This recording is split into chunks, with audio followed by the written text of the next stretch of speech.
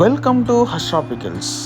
ఈరోజు మన పికిల్స్ ఎంత నీట్గా క్లీన్గా శుభ్రంగా చేస్తామో మాట్లాడుకుందాం.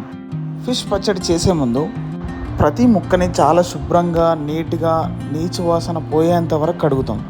ప్రతి ముక్కను చూసుకుంటూ అందులో ఉన్న వేస్టేజ్ తీసేసి క్లీన్ చేస్తాం. ఇంత నీట్ అండ్ క్లీన్గా బయట మార్కెట్లో ఎవ్వరూ చేయరు.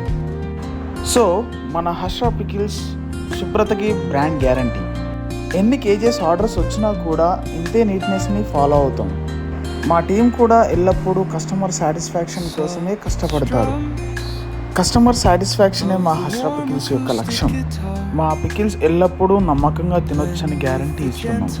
ఇప్పుడు ఇలా కడిగిన ముక్కలని పూర్తిగా తేమ పోయేంత వరకు ఆరబెట్టిన తర్వాతే పచ్చడి చేయడం స్టార్ట్ చేస్తాం.